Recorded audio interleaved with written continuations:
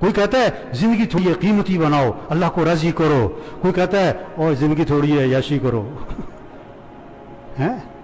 عوام سیدھے سادھے لوگ جو ہوتے ہیں ان پڑھ، وہ کہتے ہیں عیاشی کرو، یہ جو زیادہ دنیا کے اعتبار سے پڑھ لکھ جاتے ہیں یہ کہتے ہیں انجوائے کرو یہ کیا کہتے ہیں؟ انجوائے کرو۔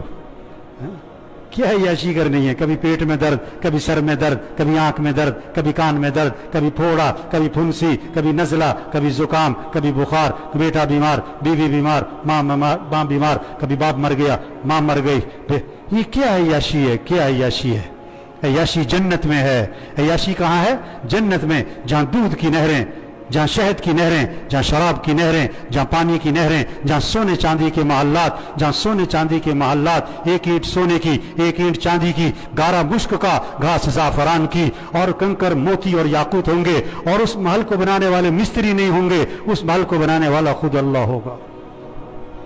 جہاں 4 اعلانات ہوں گے، زندہ رہو گے موت نہیں، جوان رہو گے بڑھاپا نہیں، خوش رہو گے کبھی غم نہیں، تندرست رہو گے کبھی بیماری نہیں، وہاں دوستوں سے ملاقاتیں، وہاں رشتہ داروں سے ملاقاتیں، اور اس سے بڑھ کر جنت میں صحابہ سے ملاقاتیں، اور اس سے بڑھ کر انبیاء علیہ السلام سے ملاقات، اور اس سے بڑھ کر حضرت محمد مصطفیٰ صلی اللہ علیہ وسلم کی زیارت ہوگی، اور سب سے بڑھ کر جنت میں اللہ کا دیدار ہوگا۔ اور اللہ فرمائیں گے اے جنتیوں، وہ کہیں گے لبیک و سعدیک، ہم حاضر ہماری سعادت کے، اللہ ہمیں پکارے۔ اللہ فرمائیں گے حل رضیتم، اور راضی ہو گئے؟